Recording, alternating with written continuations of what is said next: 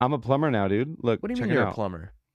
I fixed this piping, dude. Like, used plumber's glue and all this stuff, What dude. the hell? Yeah. I don't ever post stuff like that on social because I'd get people, well, actually, you're supposed to do it like, it's like, dude, let me DIY in peace. Right, Okay? right. Let me sabotage my home in peace. I don't need to hear from the experts. No, dude. No, I think plumbing's one of those things you can just kind of wing. Just kidding. You just YouTube, dude, literally YouTube it. Everything but gas, because that will die if I do it wrong. I just Nah. put up a YouTube video, dude, and just Yeah, dude. YouTube, you can learn anything now on YouTube. anything at all. My favorite, though, is the guys or gals on YouTube or TikTok who are like, oh, I'll DIY build a deck. And I'm like, yeah, you have $100,000 of equipment in your garage. So, like, we're not the same. You know what I mean? I'm budgeting $10 at Ace Hardware. How far can this get me? Oh, that is so funny, dude. Dude, speaking of budgets, your Tell wife, me, dude. your wife Kelly messaged me about some stuff. What is that? Is that real? Dude, I don't know. I Are texted her. we? I said, are we moving? And she said, hold on. And then Oh, that's all I all got. right. So, TBD. I love that. I love that. Not that I needed you to out yourself on the pod or anything, but oh, man. Alrighty, y'all. Let's jump into it. Welcome to the Living and Stream podcast, where we watch movies on streaming platform or shows on streaming platforms and determine if they are full watches based on Jimmy V's 1993 ESPY Speech rubric. I'm one of your hosts, Eric Harrison. and I'm Josh Perez. And before we get into what we're doing today, Josh, how have you been? Dude. Well, what are your? How about we ask this? What are you doing this upcoming weekend? What are your plans? Oh, that is a great question. Okay, so depending if this gets released next week, what I'm actually doing that following weekend is, dude, I'm gonna be in Albuquerque. So that's exciting. I'll be in Albuquerque for a wedding. Going to Matt's wedding on Saturday, so that's exciting. And then it also Father's Day is that Sunday, so I'll be hanging out with the fam. That's exciting. I think we're gonna go to breakfast. My dad's name is Danny, and he loves Denny's. So my thinking is that we're gonna go to Clutch. Denny's for Danny. Denny's for Nanny. And then let's see. Speaking of that too, being in Albuquerque, I don't know what you're doing on Thursday, but we need to watch Inside Out for the newsletter. So if you and Kelly and the kids want to go to Inside Out too, so I'll be watching that on Thursday. Yeah, it's gonna be a full little weekend, dude. I think there's a chance for like an actual full, like it's a full weekend busy wise, but there's a chance for an actual like full weekend held in thought, laugh, cry for that whole weekend. Because I mean, you know how weddings are. Sometimes they get a little emotional, and then getting to see people I haven't seen in a long time. I'm sure there'll be a lot of guests there that it'll be nice to reconnect. And then let's see, the movie's gonna be great. Oh, I'm getting my car checked out. So speaking of DIY stuff, there are some things you should DIY and there's some things you shouldn't. And as you remember, like several episodes ago, I tried to change my spark plugs with duct tape, and so the car's been running great. Well, hold on. You said you were trying to fix your car. You never said with duct tape, Josh. Yeah, I remember I told you, and then the duct tape got stuck in the piston, and then I couldn't get the duct tape out wherever. I don't even know if it's a piston. I don't know. Is it a gasket? Wherever the tube is that goes down to the spark plug, duct tape got stuck. I'm not going to pretend that I know what that is. Yeah. Because cars, one thing, dude, I'll DIY on the house all day long. The car, I could change a tire, baby. If it's not on E, then I don't know how to fix it. That's a joke to someone else. The stand-up comedian used to say it all the time. Might be Mike White. I can't remember, but it was hilarious to me. Yeah, cars are one of those things I want to DIY because it's so expensive. But here's the other thing is that I haven't found a mechanic out here. So that's a very important relationship, right? Like, all of your car budget is on your fancy license plate. So, oh my gosh, I didn't know. Wait, hold on. There's nothing else releasing on the 13th. There's nothing else but Inside. I mean, Inside Out's gonna be fun. Josh, I think that movie from someone from M. Night Shyamalan's family, Shyamalan's M. Night's family is The Watchers. Isn't that coming out this month? Dude, it's coming out tomorrow. We're doing Oh, a double feature, dude. We're gonna watch Bad Boys, Ride or Die, and The Watchers tomorrow. that's right. Bad Boys came out. So Ooh, nice. Back to back. yeah, dude. So if you want to get in on the sweet shameless plug, sweet and condensed newsletter, Eric, if you want to get in on the watch, I know it's a little challenging with the kiddos and stuff, but tomorrow there are some showings. I'm assuming in Albuquerque. Yeah, you can watch Bad Boys at 4 or 7. Wait, are you looking forward to Watchers? Is that like on your watch list? Yeah. Oh, yeah. 8 p.m. tomorrow. This is a perfect time to plug the newsletter. Guys, subscribe to the newsletter. Oh, have we publicly shouted out and thanked our first Patreon subscriber? Oh, we have not. We have not. Dude, We have one. We have one. We won't dox them on here, but shout out you. You know who you are. Or should we shout them out? Well, Or I should don't we know. like What's publicly? dox mean? What is That's like dox? outing somebody like Oh. publicly. Well, they know who they are, right? I'll You ask know who them. you are. Next time I'll ask them. I'll say, hey, do you want your name out here for the Because I'll worldwide? blast it. Yeah. I'll blast We'll it. scream it from the rooftops. I'll get a shirt that says As soon as we saw that subscription, we're like, "Oh Lord, we gotta pump out content. Let's get it popping." we've made But it. thank dude. you for supporting us, believing in us, funding new microphone cords. But the newsletter is really fun. I said it in the last episode. I'll say it again. I'm gonna keep saying it. It's a lot of fun. Josh and Drew visit the office every Thursday. Every Thursday. We were able to visit the office a couple weeks ago for I Saw the TV Glow. So the whole crew, damn it, Sarah, the whole crew minus Sarah didn't attended, but so anyways, it's a lot of fun.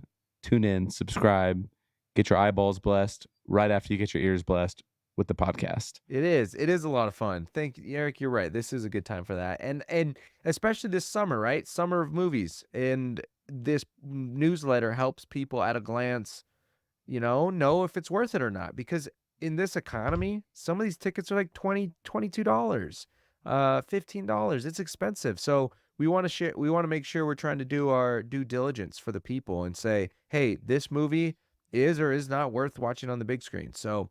As well as some other goodies. They have different takes, different hot takes on there. That's all related to movies, and we also have watch list worthies section where it helps people see, okay, what should be on our radar. As we just mentioned, The Watchers. Like, I'm sure it's been on Eric's because he loves horror. I do not.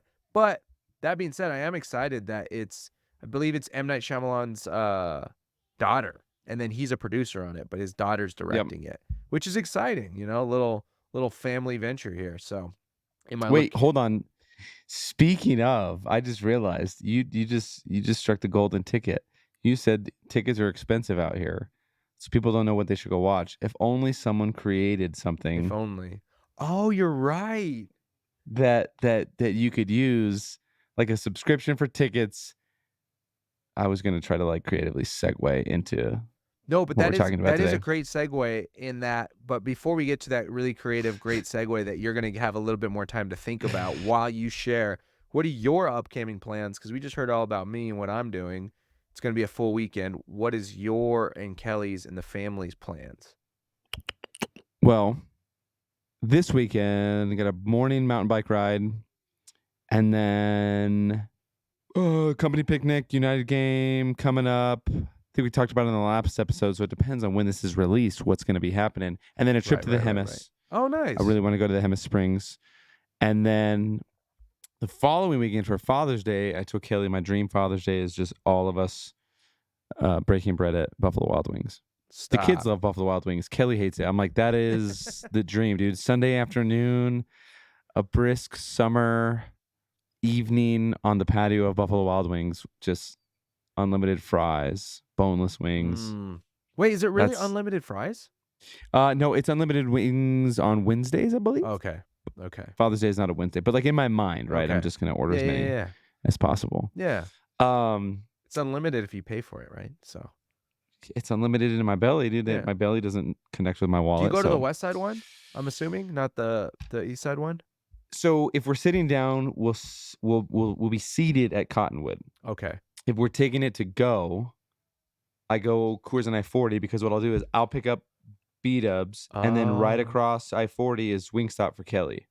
Because usually what we do is like Oh. kids are crashed out, late night movie night. I get my B-dubs, circle back, get Wingstop, Okay. we crush it. Hey, speaking of being seated, Alien comes out the day before my birthday. Alien Romulus, and I tagged you in the trailer. You threw a fit on Twitter, per usual. But dude, I'm like, I told Kelly this. I said, look, don't plan anything for my birthday other than all of us going to B-dubs at Cottonwood. So it's just like Father's Day. All holidays are the same for me. Okay. Let's get seated at Cottonwood, enjoy some wings. Everybody give themselves a little bit of food poisoning and a stomach ache. Yep. And then we go see Romulus. That when the Like- bubble guts start gurgling, you might think it's that alien It thing could that's be coming out of people's stomachs. You see the vision, dude. I do. You see the vision. So like in that scene in the trailer where there's the X-ray and there's like the demon inside of, I forget who it was. What is it? A chest?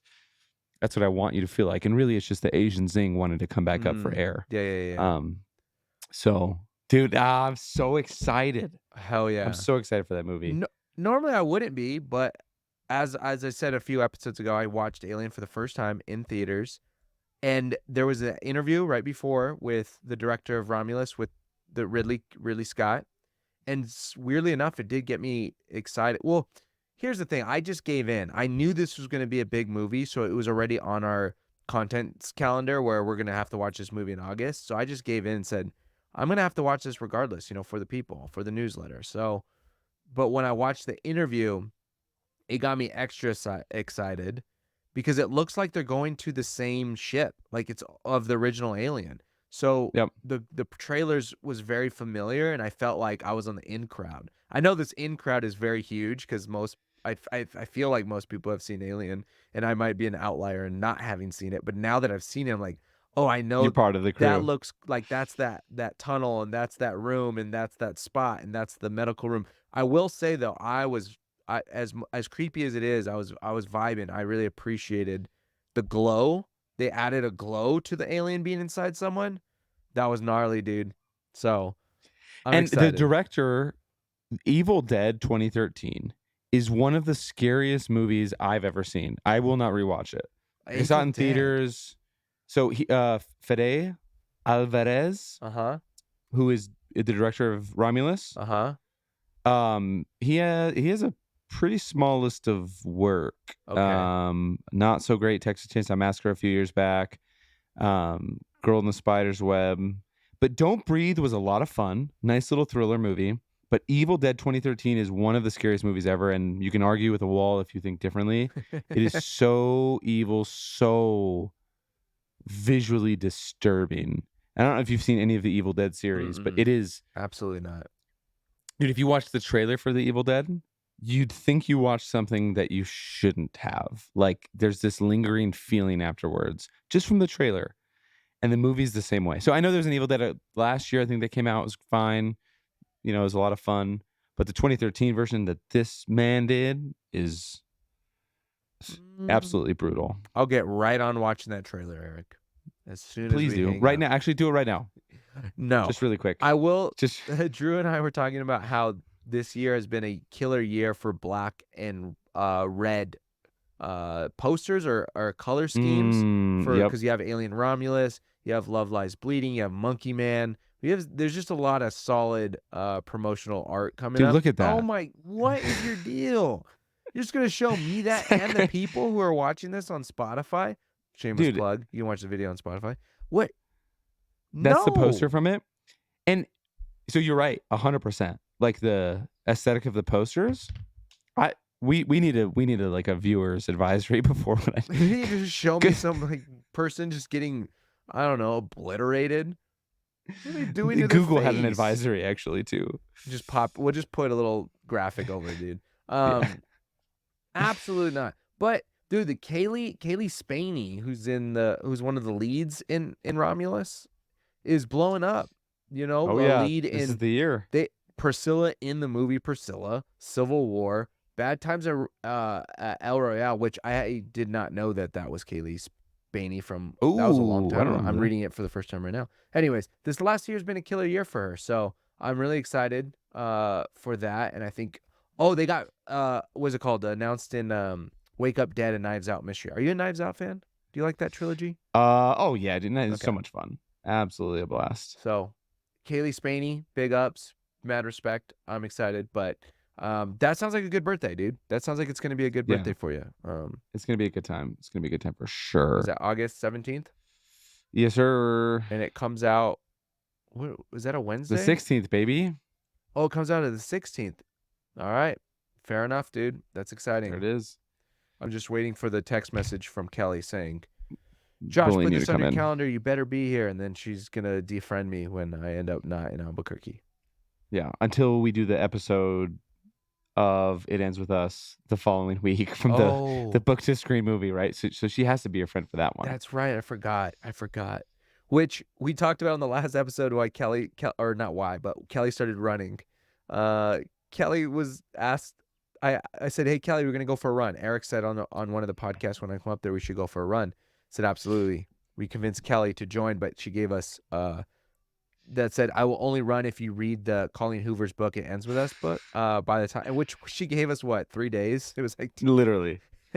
I like a good bit. I like a good joke, so I decided to read the whole thing and procrastinate all my other responsibilities. And I read that book, and she ran, and so now she's on this running spree, and now I'm set up well to watch this movie back in August. So And do an episode. So circle back in circle August. back. Oh, that's funny, but Alrighty, y'all. Let's jump into it. Josh earlier was talking about how expensive movies are, but shout out to MoviePass, who for a period of time made it very cheap.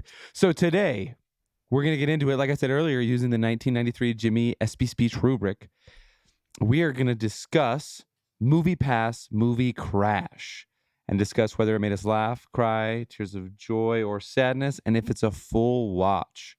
So the movie today is MoviePass MovieCrash. Like I said, it's a documentary streaming on HBO, and the description reads, "A look behind the meteoric rise and stranger-than-fiction implosion of MoviePass, the infamous theatrical movie subscription service." Currently sitting at an 85% on Rotten Tomatoes, 89% from the audience. Let's see. The director is, should have looked up how to pronounce that.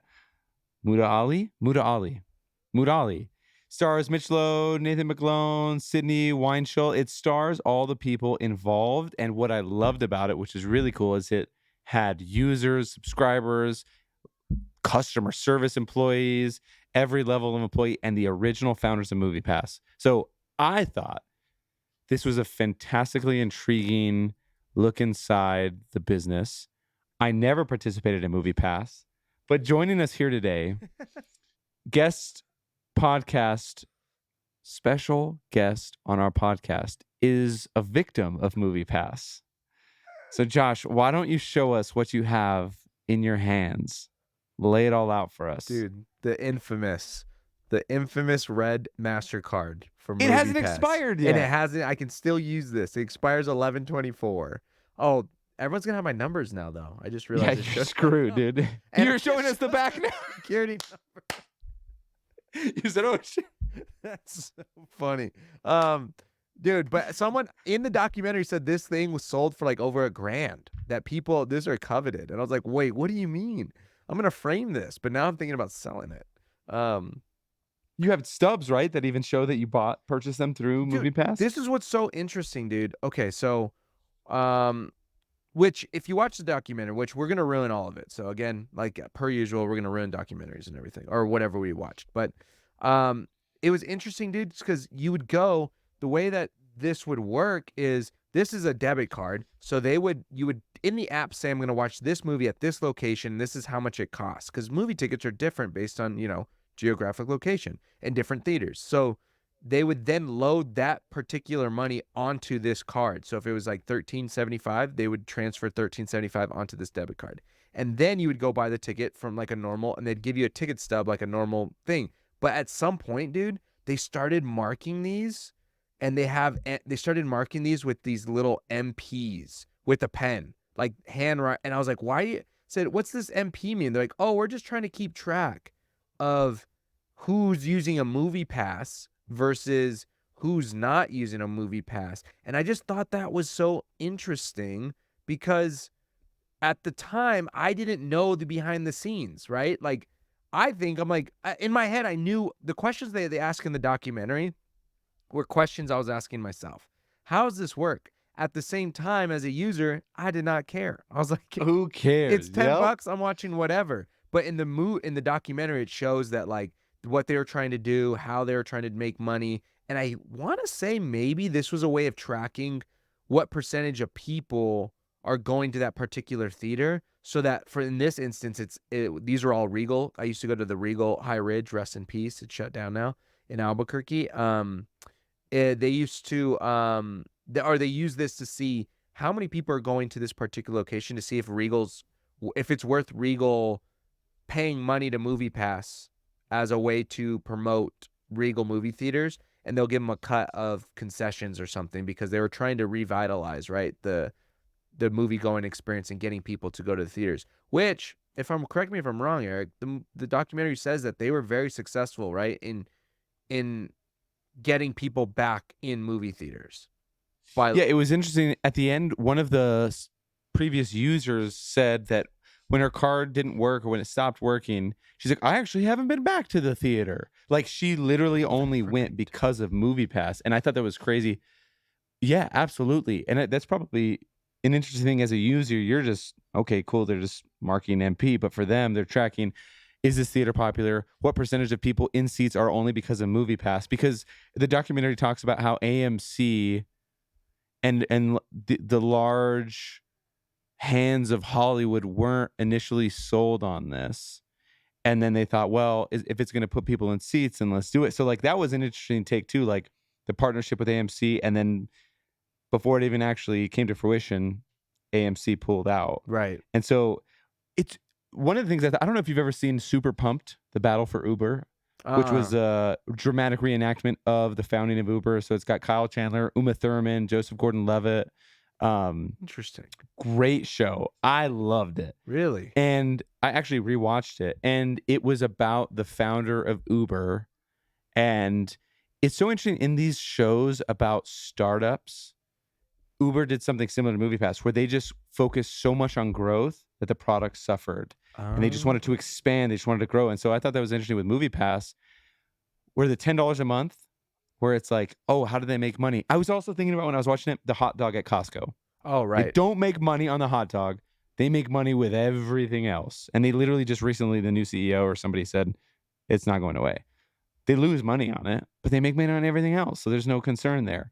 With MoviePass, what else was there? Right. Like right. how in the what? There's nothing else. And so in the documentary, when they asked the CEO, I don't know if it was Ted or Ned, and he goes, "Oh, there's other income streams," and it turns out like there was securities frauds and different stuff, but there were no other income streams. No. And so watching this made me feel like I was watching the Uber show of like aggressive expansion, aggressive growth, while the product suffers, and the startup itself wasn't set up to handle customer complaints, the app working properly. And so for you as a user, you're like, hey, I want my card, and why does the app suck? For them, it's like it was interesting to see all the insights of their CEOs spending money on Coachella and wasting it on marketing. And I thought it was so crazy at the end how last year they turned their first profit ever. Right. When the guy sorry, spoiling everything. Right. But with the original founder. Anyways, it was great. I loved it. It was such an intriguing documentary, and I never used MoviePass. How long did you use it? How long did you have it? It was a couple years. It was interesting. I know for a fact that it was 2017. Because did you know about MoviePass before this documentary or before me? Did you know about MoviePass existence?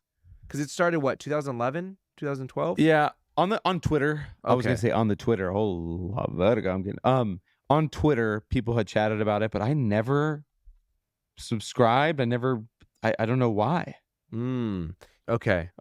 Yeah, this ticket stubs from January 1st. Apparently, it was the first thing I did in 2018. It's 1/1. Let's 2018 go. From 3 billboards. But dude, and then this one's also from January that same month. So I was at least going to. That one's all the way to August. So I think, yeah, this one's from 2017, 2 days before the first. Dude, I was of 2017. Dude, that's like 3 movies in a week. Dude, I went a lot, dude. I was one of those people, maybe not as much as Shape of Water right before Christmas. Not as much as the guy in the documentary went Yeah. 428 times, but I was getting my money's worth. So it looks like I went a lot during. I started in 2017. I was trying to find the receipt, but I can't remember what email I used. Hmm. I think it was a different email that I no longer use on a consistent basis that I signed up. But I'm pretty sure I started either late 2016, early 2017. And it was amazing because I got this MoviePass and I started when it was $9.99 a month because it changed over time Yeah. when they tried to figure out how they're gonna make money. But when we were doing Young Life, I was overseeing a team, and there's a thing called, you remember, right? Team time, where you'd hang out and Yeah. it's like team bonding and stuff.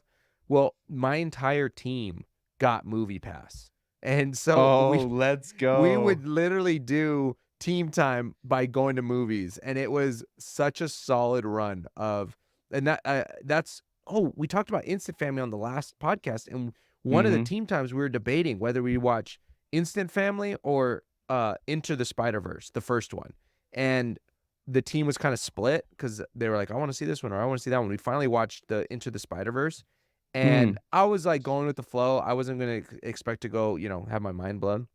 And I was so thankful that we watched that. I mean, they're both really good, but Into the Spider-Verse is one of the best movies that came out that year, and I have no idea why I was so hesitant to watch it. But the reason I bring that story up is because what MoviePass did, it made me take risks on movies. Or like, Mm. I'd know for $9.99, I'm like, every movie I watch, it's kind of like when I go to like Cracker Barrel or like a Wex and I order a coffee, it's like $3 for a cup. Every time I get a refill, it divides in half, right? Where I'm like, oh, it's Yep. $1.50 a cup. Oh, now it's $1 a cup. The same, that's my exact mentality with MoviePass. Was it can only get better the more movies I watched, even if they're bad, because then the price of each movie goes down. And so it was amazing. But also that's how I watched Hereditary in movie theater, was because of this freaking thing. Because all morals went out the window, dude. I had no compass. I was like, oh yeah, it's free basically. Even one movie, you got your money's worth, depending on where you live. Oh, absolutely. Like that makes so much sense. There's probably so many movies that I just thought, I don't know if it's worth it. Or even Kelly and I, it's like, well, do we both really want to go see that? Oh, we'll go see this movie. It's like, absolutely. Right. Oh, wow. I just had the loudest notification possible come through my headphones. I think I just went deaf. Okay, sorry. Whoa. Got sidetracked for a second. I'm getting old, dude. Okay, I have a question now. So in the documentary, for those listening, if you haven't seen it, they talk about so much, and we'll get into more, but how they went. MoviePass's original founders finally got the company back. I think it was in 21, 22, or 23-ish in the Yeah. recent years. Real recent. Bought it for like maybe 30 grand or something. Paid for it again from the court in New York, from a judge in New York, gave the company back to them. And so MoviePass is currently operating. With that in mind, are you still a member? Does your card still, like, how does it work now? I'm Do you not. know? I am not a member. I'm on their mailing list, so they do email me still. But I believe the way it works now is I think it costs more. I think I want to say it's $14.99, but it's a slow roll. Like it's a slow rollout, is from my understanding. But if you go right now, you can, let's see, plans. Oh, wow. There's basic $20 up to $3 3 movies a month. $30 is 4 movies per month. $40 is 5 movies per month. So that's where they're at right now, and that's the SoCal NYC plans. So just depending on your location.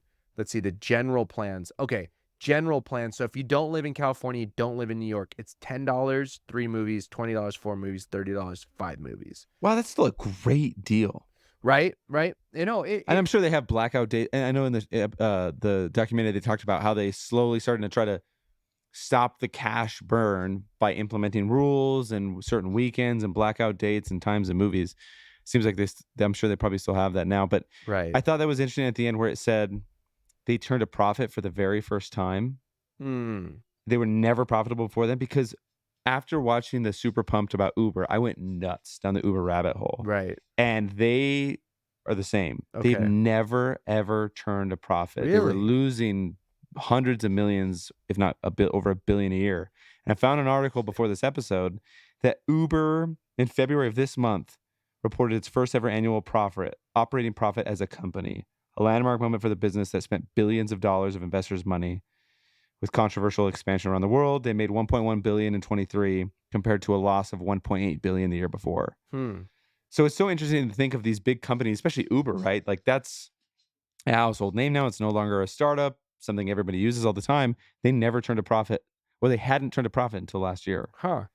And so MoviePass never being profitable until they got back in the hands of the original owners is so wild to me. And like, I'm curious, I'm sure their profit isn't what Uber's is, but Right. it's still amazing. Yeah, I'd be curious too, because yeah, you also get rollover credits. So it looks like the way you do it now, the $20 gets you credits, and that's how it's up to 3 movies. And so you Ah, get credits and you can use them anywhere and they roll over. So that's still seems like a pretty decent deal because I mean, right now, for example, AMC Stubs, A-lister, it's like $23 a month or something. You get 3 movies a week, no blackout dates, IMAX, Dolby, doesn't matter. It can be anything. oh So wow. 12 movies a month, which is pretty great. The thing I can see why people might like this is that, like yourself, right? You like to do flicks sometimes, or you like to do Century Rio. Mm, You wouldn't be limited to just AMC because there's only that AMC down in the South Valley, right? Or yep. if you live in different cities, one of the places I applied to for a program was in Iowa, and there was no AMC in this city. And so I was like, what am I going to do? I have to change. So MoviePass, I think still, it looks like it's still a decent option for some people. But I thought the thing that was interesting too about it was all I ever knew was that Mitch Lowe guy was involved. I'd never heard of the other 2 guys' names, the original Mm, co-founders of MoviePass, who, let's see, Stacy Spikes and yep. who's the other gentleman? Hammett. I never heard their names ever until this documentary. All I ever heard was Mitch Lowe, and it was because he was the former CEO of Netflix. And all I ever knew was that he was trying to use the same model because I did know that it was like $40+ a month before he got involved, and that's when he dropped it all the way down to $9.99. I did not know of the whole shit show that was going on behind the scenes, though. And it's so wild to think the investors kind of placed the new CEO into that role, kind of took the company away from the 2 founders.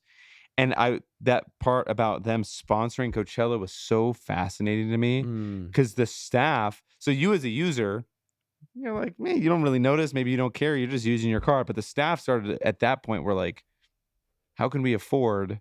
I thought it was so crazy. He's like, how can we afford this?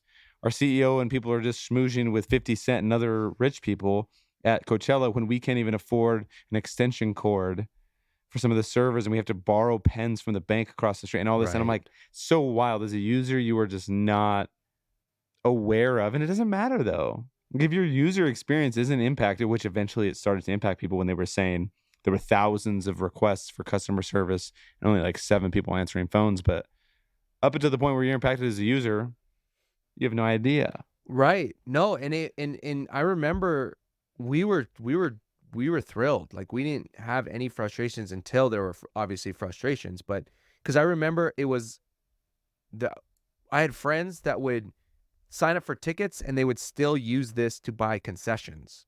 And they started doing other things with it and I was terrified. I was like, I'm not trying to, lose my thing, but they never got in trouble. They were so I remember getting an idea that they don't it's so many people, there's so many transactions, how are they ever gonna catch you using this on concessions rather than, the ticket? And then Interesting. also when they started saying you had to upload stubs, I remember our friend group started getting a little frustrated because it was like, now we have to upload the stubs and now we have to send pictures and there was glitches. And I remember the glitches. I remember some of these movies we were not able to Really? watch. And then they started saying you can't rewatch the same movie. They started slowly making it more and more frustrating until I forgot when I canceled, but I remember when they're like, "Hey, if you cancel, you can't re-sign up for X amount of time."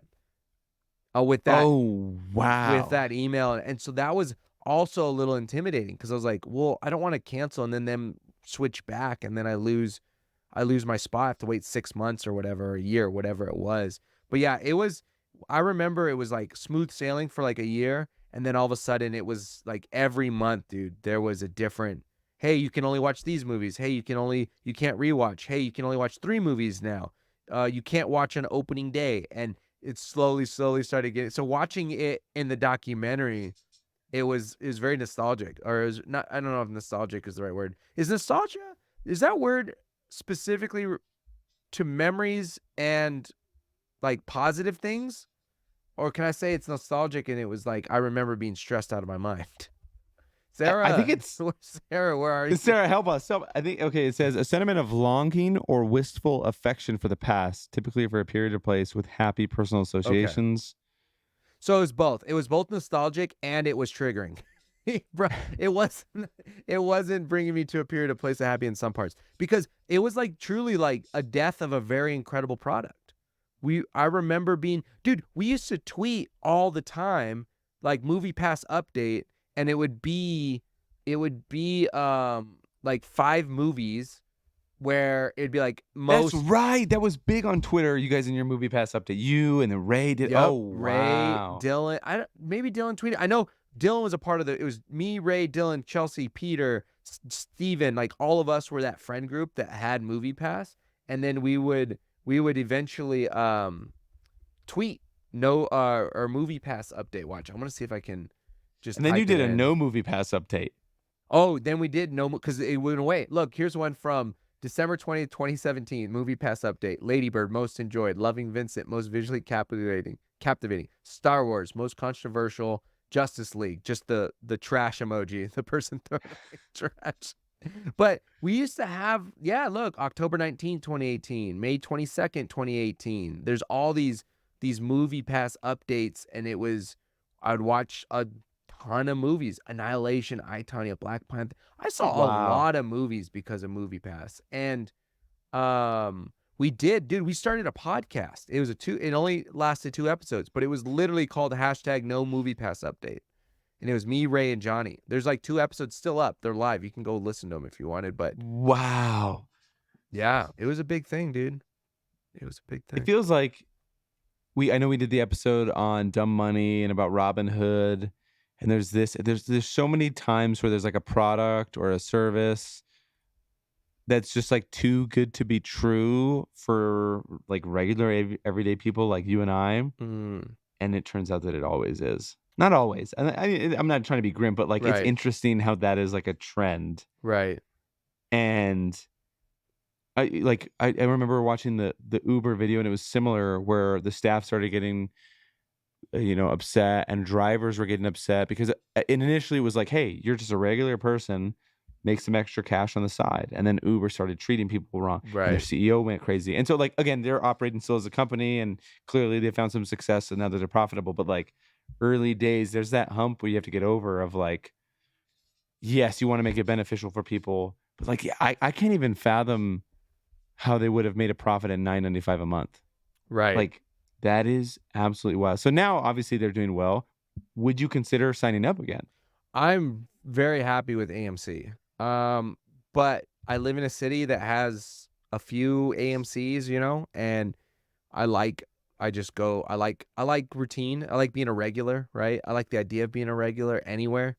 What's the price of AMC again? You might have mentioned it. What is it? It's like $22.95 or something, or $23. In For how many? Colorado. So if you live in different states, if you live in New York and in California, so I think I can watch movies in 45 states or something. And how many a month? Like, how does that work? 3 a week, 12 a month, and you can make 3 reservations at a time. So if I reserve a month ahead, then I can only watch 2 movies. I can only reserve 2 movies that week. But as soon as you reserve a movie and watch the movie, it releases a spot. And every Friday, it restarts the 3. So that's a great deal. Yeah. For example, we're doing the double feature last week. When this releases, it would have been last week. Bad Boys and Watchers.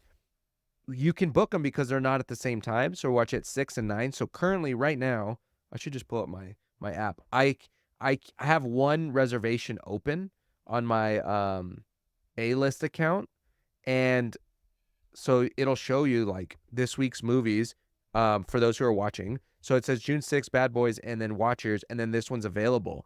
And so you have these 3 slots, these 2, because they're at different times the same day, you can still book them. But as soon as I watch them tomorrow, Friday morning, these 3 will be available because every Friday it resets because they're like, That's amazing. we know you're gonna watch more movies on the weekend, so it makes most sense to reset it on Thursday, which it works out for us because we go every Thursday, and then I can Yeah. still go on the weekend, but It'll reset for you the next day. yeah. So I mean, That's and good. it doesn't upcharge because I've done Regal. I've done the Regal Unlimited.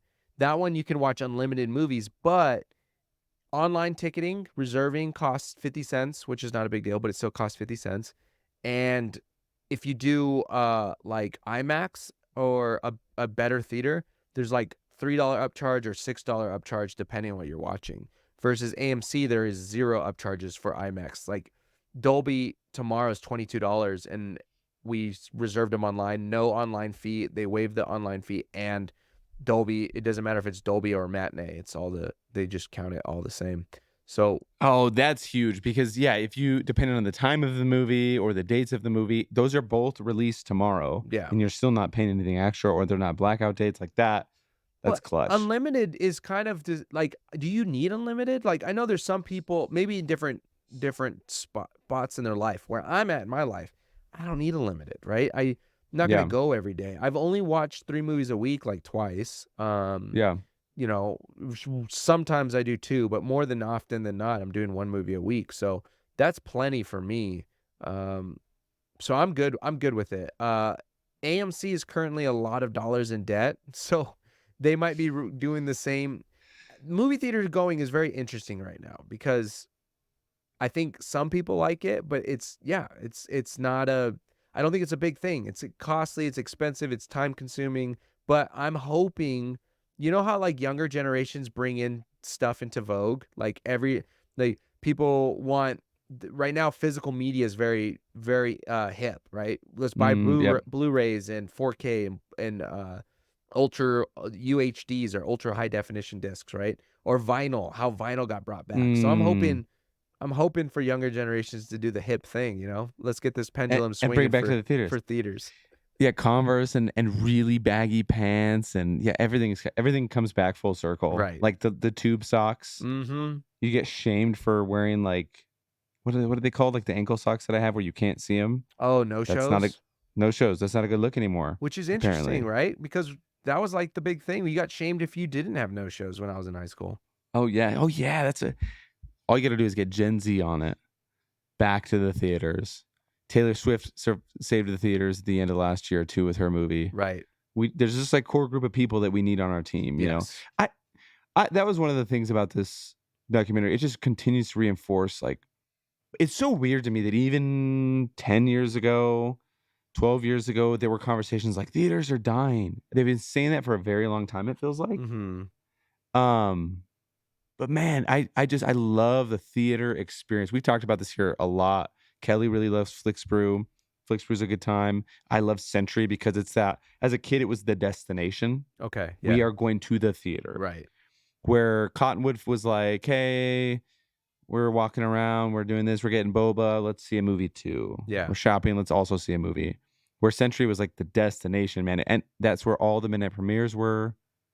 That's where I stood in line for movies for hours and camped out. And so that it's partly, maybe it's nostalgic too. And like, hold on. The Flixbrew staff have shifted policy or something because they no longer duck when they walk by. And I'm not trying to shame any like low wage workers on here. But dude, at the climax of Planet of the Apes, what a wonderful day. I don't want to see 3 people with like wings and pizza walking past me. Dead. What a wonderful, I want to see it. Anyways, they do a great job. It's fun. It's fine. But again, like the theater experience is so, dude, I know we sound pretentious when we talk like this. I know I do, but there's something so special to me about like, the arcade at Century was like the place to be. Like when my brother and I and all our friends would like get dropped off for a movie or something, they had the Halo game. We'd have a couple of bucks, some coins, and like play. We got dropped off 45 minutes early, and we'd play that before we went into the movie. You know what I mean? Yeah. And so there's that experience, and like, yeah, I have popcorn and a Coke and a pickle and stuff in the theater, but like, The full-on meal hurts me. Do you get a spicy pickle? I swear, if you're one of the spicy pickles, no offense, listeners, if you're a spicy pickle eater, Dude, what's wrong with a spicy pickle? full theater, and you're eating that thing has an aroma. That thing is pungent. Just it's like when people Dude, and at Flixbrew, are the buffalo wings and blue cheese next to me not pungent? Oh, you're getting blue cheese, dude? Look No, at not you. me. Look The at people you. around me, dude. Sorry, I'm getting all heated. But yeah, again, watching this, it felt like that. Yeah. I'm like, I don't want theaters to die because there's something special about it. We rewatched Mad Max. Okay. Kelly hadn't seen it here the other night. And, you know, it's fun watching it at the house. And like, but again, we've talked about it on here a couple episodes ago. I did not see Interstellar in theaters. Yep. This fall, I cannot wait. You have to. The Dark Knight, depending on when this episode drops, you may have seen the newsletter where we talk about the takes. the takes. Well, you could say series. it. You could say it. The trilogy. Yeah. Yeah, the franchises, trilogies, Oh, one you'd franchises, remake, that's one right. you'd keep, and that's perfect, and one you'd get rid of, or that's ass. And for me, there was the Dark Knight trilogy. But again, each movie was a theater experience for me that I will never forget. And maybe that's what it is. The movies, man, you could tear them apart, I'm sure. Never Heath Ledger's performance, but the Batman Begins is amazing. Anyways, you can tear apart different things, but like that might be my attachment there, was like sitting in the hall dressed in Joker makeup in 2008 with some friends and like hitting the beach ball in the theater till the clock hit midnight, and then Jordy fell asleep next to me and we just like tore him apart because he fell asleep as the movie started. Anyways, those feelings and experiences, like, well, yes, you can enjoy a movie on your phone even, man. I'm an iPad kid. Like I like to watch stuff on my phone if I'm eating lunch somewhere alone, and you can still experience it, but you know, I hope the theaters survive. I always get sad, but I'm like, they've been saying it for a decade, and we've made it through. Right. And I think I just want movies to be accessible, and that's why I think it's really cool. I think it was New Mexico Drew who showed me the Christopher Nolan quote where he says watch him on the back of a TV or back of a seat in an airplane, watch it on your phone, watch it on your iPad, like just making movies accessible, watch good stories, and I'm all for that. And I think that's a very important thing. And I'm realizing more than anything, it's me. I want theaters. Like, again, I don't think anyone else, I'm not trying to shame anyone to go into, you don't watch movies in the theaters, because you're right. It does feel a little pretentious and uppity, right? And I think similarly to you, there's just something transportive, something like that being able to transport yourself into this other world, or like be in an environment. When I go to the theaters, I'm going to the theaters where I know this is my purpose, this is what I'm doing. I'm going to watch a movie. And so I can kind of care less about what's going on around me. When I'm at home, you get a phone call, you get a text message, or, there's things that can come up where I'm going to feel more inclined to leave that movie and to engage in something else, versus in a theater. I'm like, nope, this is why I'm here, and I feel less bad. And that's more that's more a problem with myself than I think anything else. Personal thing. But I agree, and I don't think so. I think movie going is just changing. I think it's evolving. What does that mean? I don't know. It's in the same way that I think coffee, I like to think about it in waves. When I learned about coffee waves, where it's like first wave was this, second wave was, there was like diner coffee, second wave was like Starbucks, mass production, craft coffee type stuff. And then third wave is very single origin. I think, I could be wrong. Someone write in, coffee experts. Let me know if I'm wrong. But third wave is, that more farm to table, more organically, ethically sourced. And I think that there's something about movie theaters, not saying that this is the same exact analogy, but like the different waves of movie theaters, where it's like, there's silent movies, and then there's movies with sound, and now there's and then it was movies in color, movie theaters, drive-in theaters, and then now movie theater. And so I think that we're progressing in an interesting way that I think it's just going to evolve. That's all. I don't know what that means or what it's going to look like, but I'd hope and I think that movie theaters will continue to exist. What you mentioned, you and Kelly really enjoy movie theaters. Would you all consider MoviePass, or have y'all considered another subscription based movie theater model? We haven't, because it's harder to go see them free. I mean, I think even still at the rate we see them now, it'd be worth it. Depending, it's hard because AMC seems like the steal, man. Like that seems like a great deal because we probably see, dude.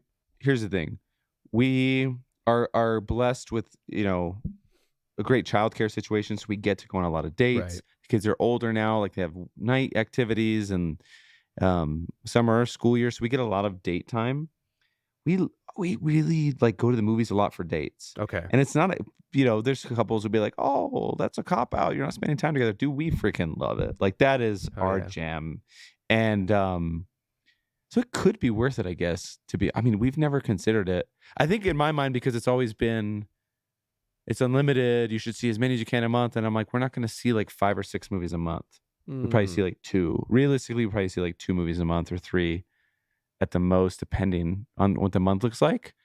But my mind is always like, well, if you're not using the unlimited, it's not worth it. But that's not the case. And so I think Right. it's not something we have considered, though. Maybe we should, because then it would feel less bad. Like, hey, sometimes we have this moment of like, oh, let's agree on this movie. But with that, it would feel better of like, this is a rom-com she really wants to see. This is like an action one I want to see. We'll see both of them because, Right. like you said, it's like guilt-free. Right. For part of it now is like, hey, we're going to drop $40 at the theater. Do we both want to see this movie? That kind of thing. Yeah. Which I've been bringing her to the dark side of like Dune. She wasn't about it, and then she like I brought her in, and then that theater experience was amazing. So maybe it's something we think about. It's like we're starting to meet at this intersection, dude. She called us Yeah. snobs, and then she's joining us in the more film critic-y world Yes. with stuff like Mad Max. At the same time, like I watched Anyone But You, which I know y'all watched. I didn't enjoy it as much, but I did watch it, So Yeah.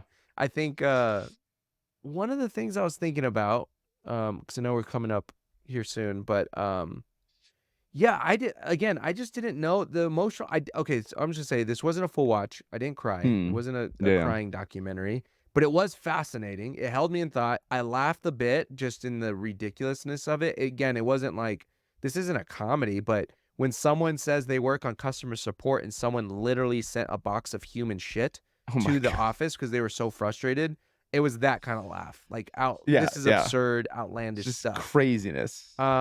The emotional part, I did get emotional. I just didn't cry, but moving in that world of emotions, dude, imagine being founders, one, and then the fact that these 2 founders, 2 black people, 2 black entrepreneurial founders being pushed out when they talked about being on the board, and then they were asked to like leave and get kicked off, and then like within the next week they get fired by an all-white board. That like hurt. That I felt so bad. And there was, like you're saying, it was this coming around circle to them getting or buying the company back and now turning it around and being profitable.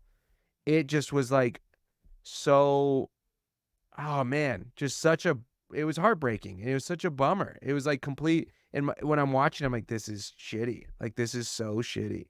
I was curious too, like how many times has that happened, right? Right. Like how many companies were founded that way, or I mean, it's just weird to think about, but makes so much sense. Where like it's like, oh, this person would just get more press time or more face time with the right people. Right. Where like initially, maybe networking wise, that might be true, but instead of doing a handoff or introductions, it's like, nope, just a takeover. You know what I mean? Right. Because it might be true in the sense of like, this person's been in the business a long time. Cool.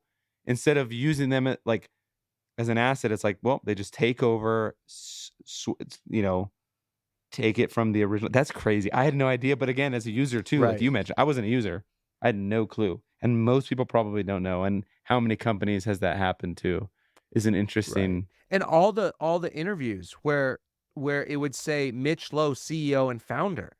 And Crazy. I remember just hearing news and reading news titles and never questioned it. And then you watch this documentary and you're like, wait, they weren't even the founders? And then the employees being like, what do you mean? There is no MoviePass without Stacy Spikes.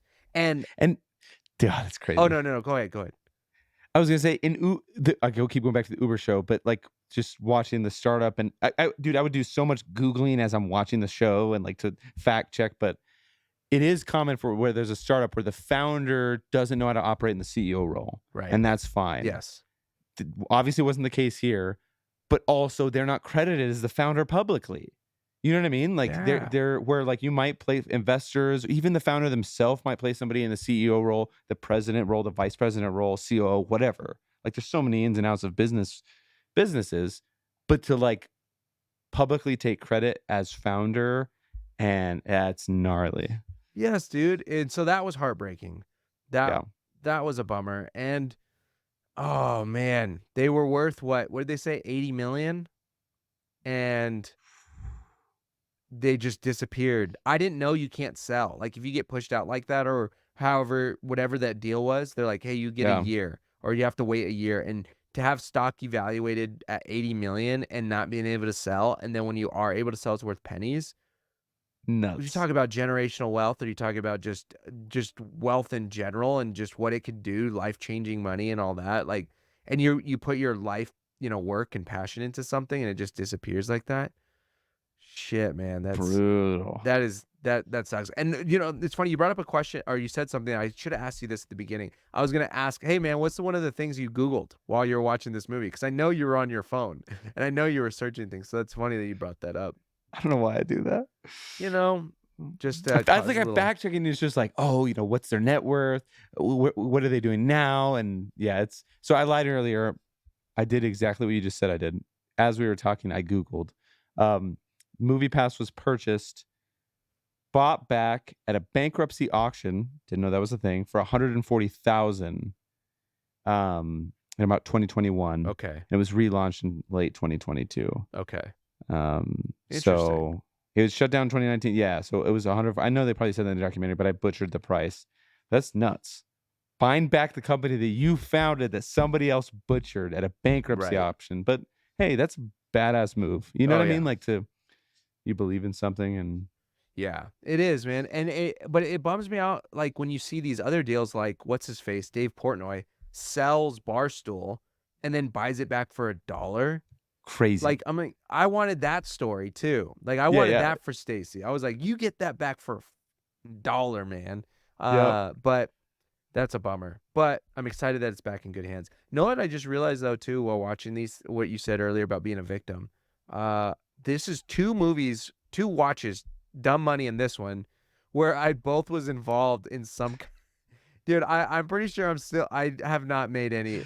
The money is gone. Like the amount of money I put in From Robinhood. it's like just I think it was at 90-something% in the red. It's still in that 90-something percent. And I'm like, that's gone. MoviePass is a little different. I didn't lose any money. But the fact that I was involved in all of these, but I'll take these two over, say, Fire Festival. That would have been the worst. Next up, it's about the DMV in Denver. Oh God, dude, Yeah. getting scammed, dude. No, I just thought that I feel like if they say, "What license plate do you want?" and I said, "Well, can I have the all black license plate?" and they say, "Oh, we don't have that in stock, but we'll mail it to you." That to me does not sound like, "Hey, this is an upcharge." Yeah, it's a subscription. It's like I was like, "What do you mean? Now I subscribe to this? It's $25 extra a year. I'm on a subscription now for this license plate. I'm leasing my light now." Anyways, that was it. Don't get me started. But anyways, when you can move up here, you'll understand, dude. You'll get it. Oh Lord. But We won't get scammed. Well, thank you everybody for listening, tuning into this episode. The next episode will be sure to find a movie or documentary that Josh is also a victim and can empathize with the victims on screen. So thanks for listening. Thanks for tuning in. Follow us on social media. Send us money on Patreon or Venmo. You can mail a check at Just Josh Perez, at Eric Harrison on Twitter. You can see us hate each other publicly. But thanks for tuning in. Check out the newsletter. That is all. peace.